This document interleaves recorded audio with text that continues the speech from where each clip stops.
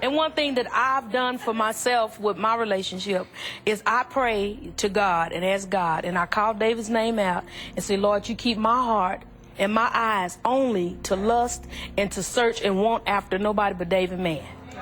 Go ahead. Yeah. And that's, I tell you, man, let me just say thank you for coming today. Thank you. That it meant a lot to me when you all accepted this invitation. It's made me more comfortable in my first time. I really appreciate that, and I want y'all to come back again, because we're going to do it again. And, all right. We'll be back. And just everything. I love y'all and appreciate y'all being... I want y'all to pick up the Master Plan box set. It's Yes, you better plug that thing, girl. Go pick it up. Thank you so much. Say it again. What is it? Tamla Man box set. Pick it up. Plan? The Master Plan. Pick it up. Thank you. Y'all show your love for David and Tamla Man. Thank y'all very much. Thank you. Appreciate it. You. Absolutely.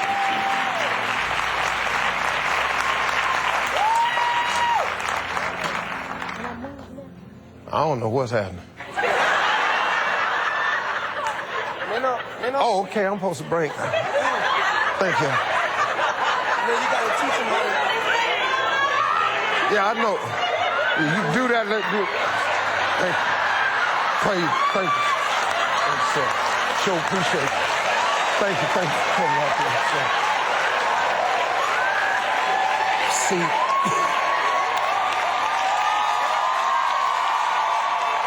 See.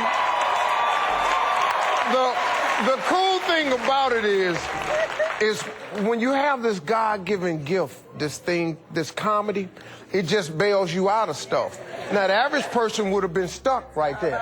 I just said, I don't really know what's happening. And then look and wait on somebody to hold up something, and then I figured it out. But they didn't move, so what was I supposed to do? You know, I shook their hand, but I needed David and his wife. Give me that there. Nice little transition right on into our... Are you ready for my next guest? This brother right here, I met this brother back in 87, 86. I had been doing comedy about 4 or 5 years when I met him. And he was a young dude. He walked into a comedy club in Birmingham, Alabama. We have been friends ever since. Our friendship has never changed. It has never wavered. He does exactly what I do. He hosts a nationally syndicated radio show, and he is one of the baddest stand-ups in the country today. Please welcome my friend, Mr. Ricky Smiley.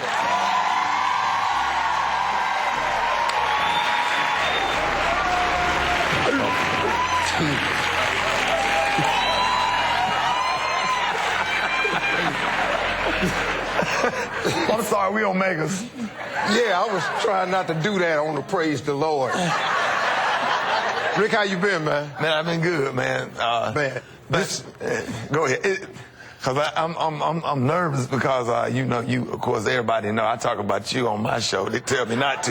Yeah. You talk about me on your show. And they tell me not, because, you know, we're on competitive markets in a lot of, like Dallas, Atlanta. We own in a few cities at the same time. Right. And you're not supposed to discuss your competitor in the radio world. But Ricky and I's friendship supersedes all of that. We don't care. Yeah. Yeah. And this brother comes to my... If somebody's saying something bad about me that's not true, this brother gets on his microphone. Yeah. And on his Twitter, whatever he got. I'm that first person you was talking about earlier. I hadn't got there yet, so... When somebody attack you, I go in for you where you won't have to do it, so I kind of help the Lord. Oh, you help the Lord. That's... See, this is the problem I'm having. Rick, a lot of people don't know this.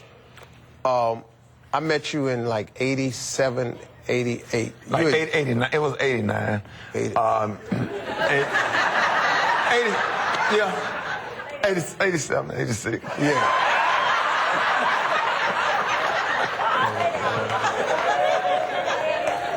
87, 85 somewhere.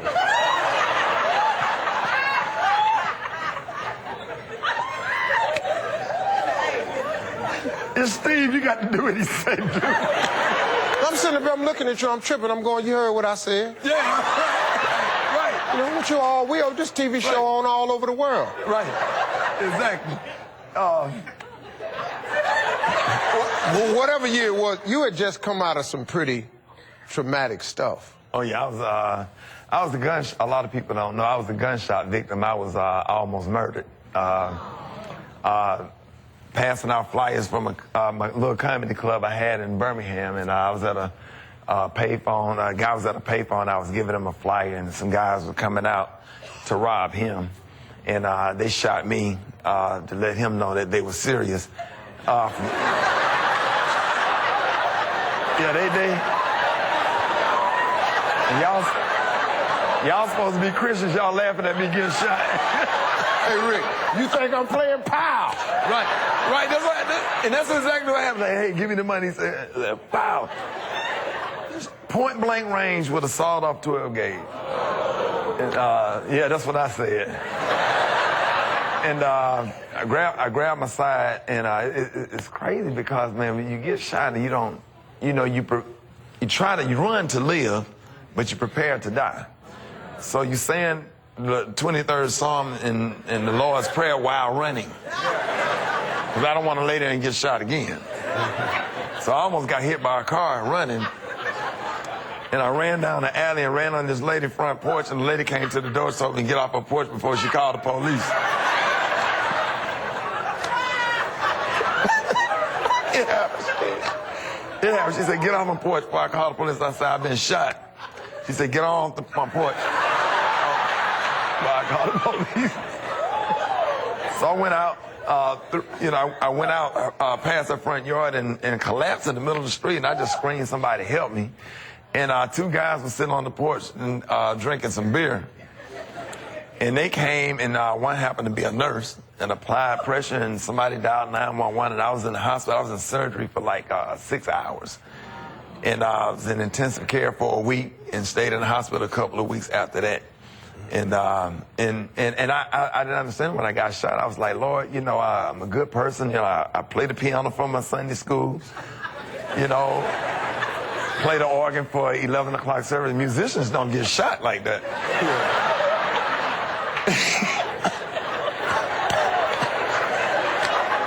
I'm trying to give a Kirk Franklin style testimony. Y'all laughing.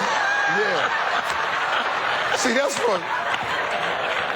Because you know what it is, Rick. See, when you're born with this gift, man, what people don't know about it is, it's innate.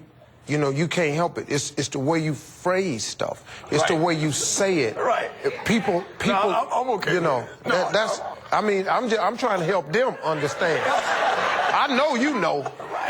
And what y'all dealing with is that part of it right there.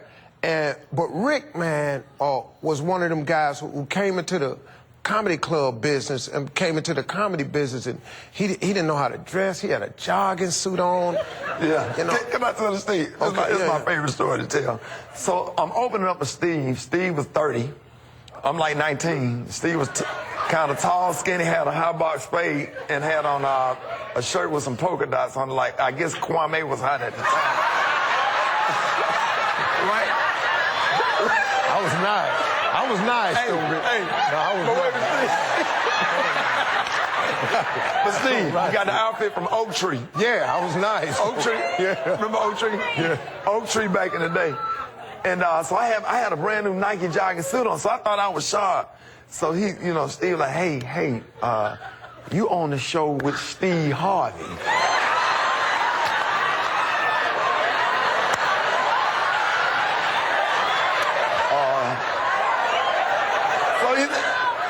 So he said, he's like, so you got to go home and change.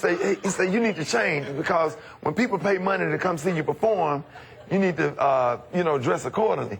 So he said, but I'm going to let you go ahead and introduce. So I was like, your headliner, give it up to Steve Harvey. It was clapping. So by the time Steve did his routine, I jumped in my 79 Cutlass, two-door, and drove all the way home, changed clothes, and put on the suit. And by the time he said, thank y'all, I'm Steve Harvey, I went back on stage and said, give it up for Steve Harvey. He said, that's what I'm talking about. But my favorite Steve Harvey moment was when I opened up for the Kings. And I was doing a little local radio in Birmingham, radio show in Birmingham, and Steve came. He said, you know what, man, on the air in front of my peers, he said, I'm going to put you on the show. And I was excited, so I drove to Atlanta, picked up my son, and drove all the way back to Birmingham. And when I got through performing, you did something. It was almost like you anointed me in the comedy game, because when I introduced you in front of my people, Birmingham, Alabama, you brought me back out on stage. He said, "Ladies and gentlemen," he said, "I want to tell y'all something. Y'all need to be proud of this young man because this is the next one."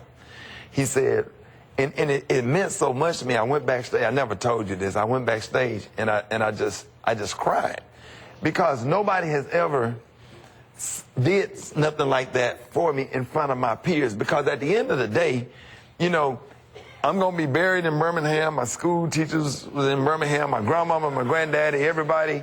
Birmingham, Alabama, that's where I'm from. And you made people at home respect me. You know, and because, you know, and it's funny because, you took me on the road and I had to ride in the limousine with you, because I opened up for the Kings, so that means you were hosting the show, so I had to go first. So I had to run and jump in. I would always be nervous when you come to the limousine. I tried to stay out your way, try not to bother you. I'm just thankful. And you say, "Hey man, stop saying thank you so much."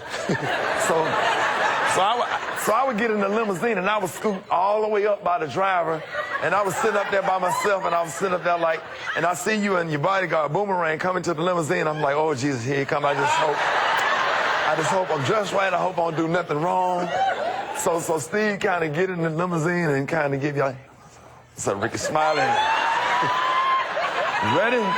You ready?" I'm like, "Yes, sir, I'm ready. I just wanted to, hey, stop thanking me every 5 minutes." So when I got the radio show, man, I really thank you, bro.